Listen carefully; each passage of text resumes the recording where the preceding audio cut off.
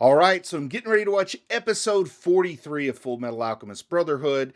You know, the story's been moving on at a pretty good clip. We're learning a little bit more about everything. You know, finally made that connection about how much pride looks like Father did when he was inside of that flask, and how these tunnels under the city kind of confine pride the same way that that flask was able to confine Father.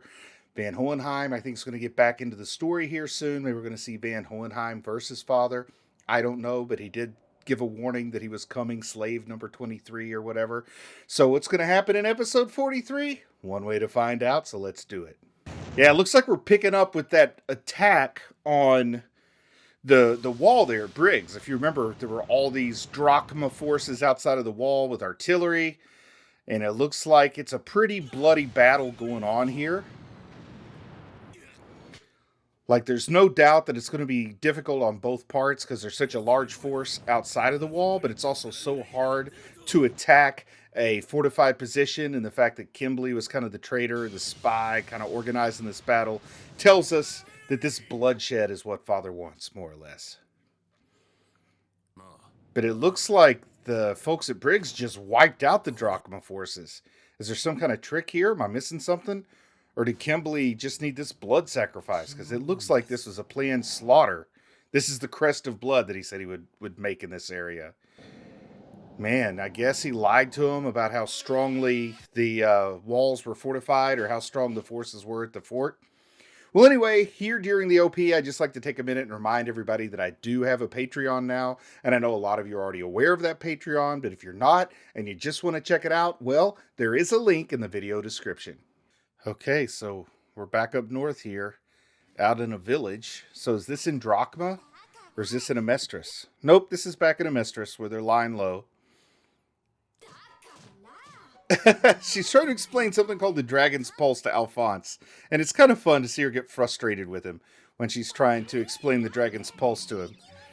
Trying to explain to him how to do alchemy. A lot of fun here with just the two of them getting frustrated with each other. It's almost like seeing children get to be children, because nobody gets to be children in this situation for so long.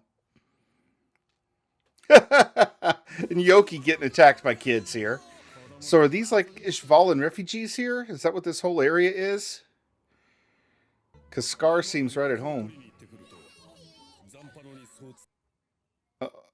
Oh, and the Chimera guy says he's going to go get firewood, but do we trust him to go out there unsupervised? Or are we worried about a little betrayal from him? Yeah, Zampano's missing. Zampano? Oh, there he is. Ooh, who's this clandestine meeting with? Is that... Oh, it's like a youngish fallen about to say... Oh, Bite of the Ant is the name of this episode. But that guy looked like he was about Edward's age, only taller. Uh-oh. So the Fuhrer knows that Hawkeye knows about Selim and about the whole deal with the homunculi. That's got to have her feeling kind of nervous now. Like she has to worry that maybe he'll want to kill her. Let's hear how she answers this question about the subject. Oh, wow. She thinks it's sad that the whole family is just fiction. That almost has to cut with him a little bit about the make-believe family. But the wife is not a homunculus, right? She should feel sorry for the wife, who's probably clueless in all this. Oh, calling himself a make-believe potentate. Oh, good. So he does point out that the wife is real and that he got to choose her. And I would assume he has some affection for her. But now we understand why he didn't have real affection for his son. I guess he doesn't have to worry about her messing with his tea, because he's probably immune to poisons and stuff. But man, that just blank look in Hawkeye's face said a lot. She's sort of disillusioned with everything. Well, so he's kind of questioning Marco here while they collect firewood. Yeah, I want to hear who this young guy is. At least I'm assuming he's young. Maybe he's not. Just calling him a drifter? Oh, wow. So this guy... Is Edward in disguise? Oh, no! Oh, no! It's Envy! I kind of forget that Envy's a shapeshifter. Everybody knew could be Envy, right? Oh my goodness. So I guess we're going to have a big battle. Who did that? Was that... Is Zampano an alchemist? Oh wow, so this was a trap they laid for Envy. Alright, let's see how this goes down. I think Scar's the only person who could even come close to fighting Envy unless Mustang shows up. Is Mustang in on this? Because that would be good. We saw how he handled Lust. Whoa, who is doing all this alchemy here? Is it Alphonse who's laying the traps? Alphonse is the only actual alchemist with him, right? Oh, wow. They're doing nice with their traps, but I mean, this is no big deal for Envy. Plus, Envy can turn into that creepy dog beast at any time. It is kind of fun seeing all the alchemy landmines go off and fling Envy around, though. However, they're a lot heavier than they look, so flinging Envy is no small task. Alright. So who laid these traps? I don't think Scar's capable. So they're not actually landmines. They're actively casting. They've got all those transmutation circles in the ground. So it looks like it's May doing this, not Alphonse. Which is awesome, because I like May. And here he goes, turning into his cruel dog monster form that we got to see in that other world. In Gluttony's space of storage, I guess you would say. Oh, man. Fierce. Fierce. I think Envy looks more gruesome this time than last time Envy transformed into this monster. Still, always an intimidating beast there with all those faces, all the souls that were used to create Envy. Oh man, hideous. Disgusting. Are the Chimera going to help fight Envy, or are they going to just have to keep themselves safe? Oh yeah, there's the quills from the other Chimera. So they're going to help. Good. Oh, it's a team battle, which is what it's going to take down Envy, to take down one of the homunculi. Particularly Envy seems pretty mighty, relatively speaking, especially in this monstrous form. Oh, but Scar goes straight for the beast. Scar has no fear. He's not afraid to die. Scar just wants vengeance, and if he has to go down in pursuit of it, I think he's comfortable with that. And I don't know what that destructive strike did. We understand how his power works. It's just simply destructive. But, oh, whoa, that's like a little face jumping out of there. It's kind of like Basket Case. If Basket Case, the brother Belial never got separated. Oh, Marco might be all done for. Of course, Marco probably has it coming to him. He did, his 5th laboratory experiments. Oh, he just flipped him with a fingertip. So I guess the attack from Scar wasn't as effective as I'd hoped. Oh man, all those like multiple irises in the eye are kind of creepy too. See, so Envy's threatening to destroy the whole city and then take all the inhabitants back to Central to use as ingredients for Philosopher's Stone. That's got to really hurt Marco because he feels bad about the research he's been participating in the past. Oh, all those irises, man. So creepy. But it's a great visual.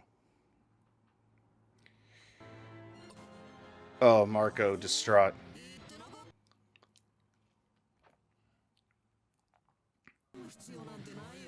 Yeah, this is a more impressive depiction there of the beast form for Envy.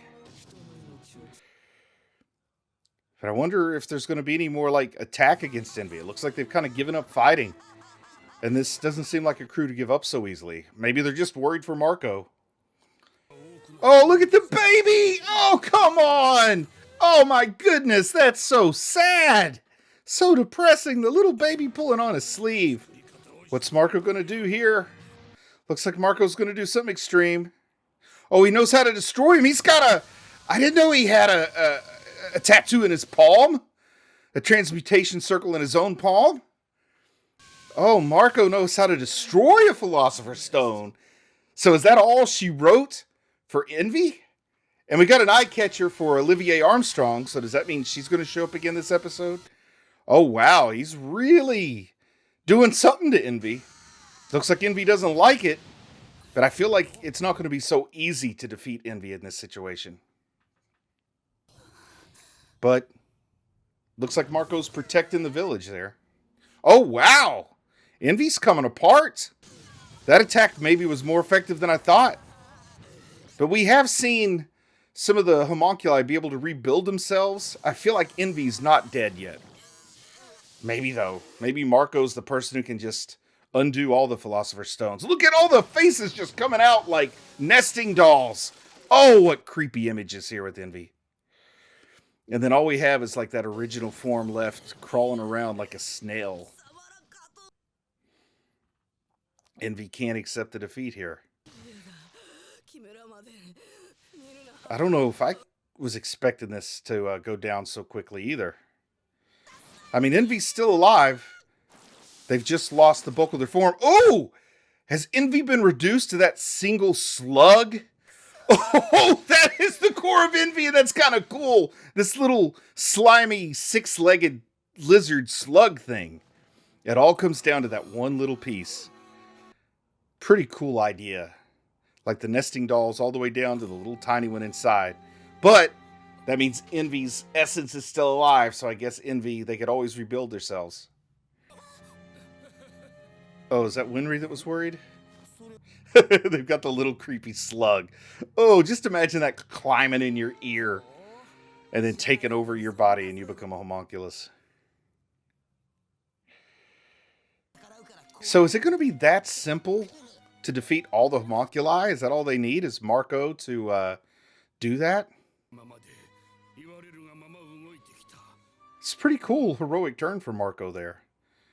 I think that's a decent way to make up for a lot of the bad you've done. Oh, and he's making a reference to the rock bells, the doctor's rock bell. Oh no!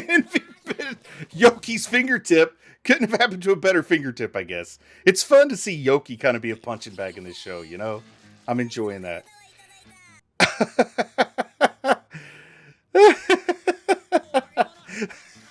This probably shouldn't be funny, but Yoki like dancing around with that little tiny leech on his neck, making him dance in those silly poses. Oh wow, they just threw Yoki under the bus. They're all like, we don't care. He's no hostage. Take him. Go ahead, Envy. We don't care. And Yoki, Yoki's realizing none of them care about him. So is this what's going to cause Yoki to make a serious villain turn? Like he started as a villain, maybe he goes back to being a villain? I think they're just doing this to get Envy to quit this little ruse. Yeah, trying to tell Envy that there's no leverage at all.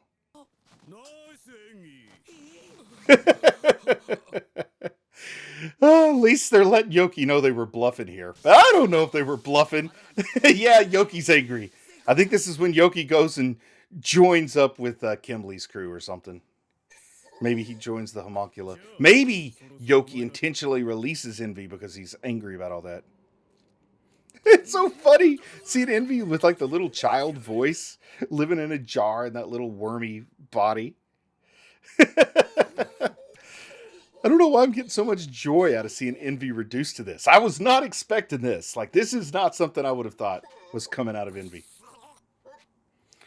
But it is kind of scary, like crawl in an ear and start the whole process all over.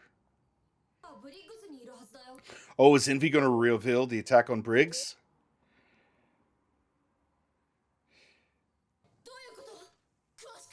So why would they even listen to Envy, Alphonse? What is Alphonse? I guess no. Well, Alphonse does know something happened because his blood seal quit working, but Alphonse came back, so they know Edward has to be healthy if they understand the blood seal better than I do. But we know he healed himself from that grievous injury. We still haven't really checked in to see how he's doing since then, though. Well, Alphonse is handling this pretty well, though. He's not falling for it, and I love this idea that they can replace the transmutation circle with like this alchemy circle of healing instead of destruction. I don't know what it will do, but I know it won't be bad, right? Oh, Scar got a score to settle with Miles here? Marco's going to help him out with whatever he's setting off to. Okay, where's Alphonse want to go? Oh, Lior! Yeah, everything goes back to Lior, where that village of Letoism is, right? Isn't that where Mustang went? Oh, no, that's where Hohenheim went, not Mustang. They got multiple conversations going on here, so I've got to read in lines of two.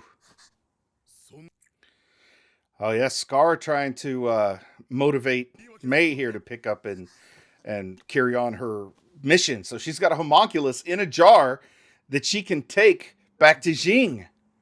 Oh, wow, he's trying to get her safe. That's what he's doing. He's trying to get May safe and out of Amestris before crap gets real, even though her knowledge of alchemy would be quite helpful. And we can't forget that Ling/Greed or Gring or Lead or whatever you want to call him is still out there somewhere. But this is cool. She came to get a homunculus, and she got a homunculus, or the core of a philosopher's stone, whatever you want to call it, the answer to immortality, and she's off to Jing, safe and sound. But something tells me we probably haven't seen the last of May, have we? Oh, giving Al a big hug before she leaves. Yeah, she grew very fond of Al in their short time together. But are they sending her all the way back to Jing by herself? That's probably a long way for a little girl and a stunted panda to travel all by themselves through the snow and everything. I don't know. Couldn't they have at least taken her to a train station or something? Yeah, she's capable. She managed to make it pretty far on her own to get there. Still seems kind of crazy, though, sending her off all by herself. It looks like they're going in 3 different directions. Oh! Oh, we got a lizard tail guy here. Another chimera looking for Greed, who's now Lead. Ling from Jing is Greed, right? Oh, Izumi Curtis has gone somewhere. So where's she at now? Because wherever she is, there's going to be action, right? Oh, yeah. The Chimera remembers when Bradley killed the original Greed before Ling got the essence of it. I wonder what this lizard guy's going to do. Huh. I guess it's not clear what the lizard guy's going to do. Oh, he's hanging underneath the car. I guess that tail comes in handy. You wrap it around some instruments down there and hang on tight. Ah! There's Louis Armstrong. His sister's stepping on his toe. Making him call her general. Oh, that's great. She's little, he's big, but she's so much meaner than he is.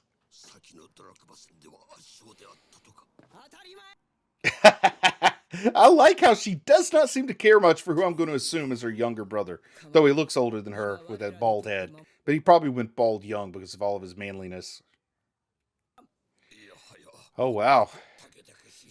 Olivier's getting pretty ferocious there. Oh! She kicked him right in the kneecap. She's trying to whip her little brother into shape. She's afraid his slacker nature's going to wear off on her. Wow, she does not have nice things to say. Oh, because he deserted from Ishval. But we know how awful Ishval was. It was a choice of like morality, not cowardice. Will she ever forgive him for that? I feel like the story won't be complete unless she forgives her brother for what happened in Ishval. Oh, wow, we're kind of learning the rules of alchemy here. Or at least state alchemists, I should say. Oh, do not fashion people is like back to the making of homunculi, basically. So, somebody's breaking that rule.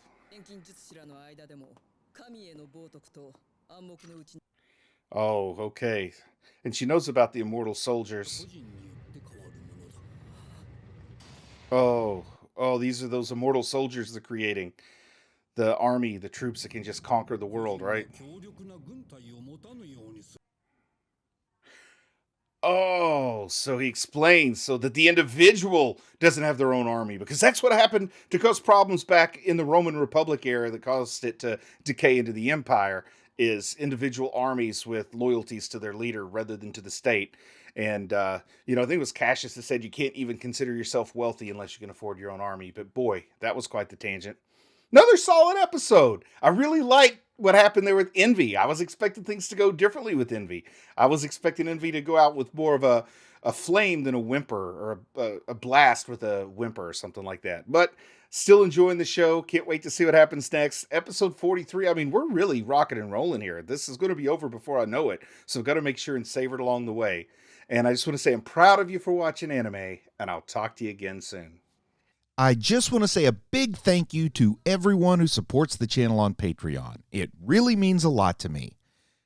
If you might be interested in Patreon perks like early access to videos, uncut reaction videos, ad-free videos, and the opportunity to vote on which anime will be covered in the future, then click on the link in the video description. Thank you.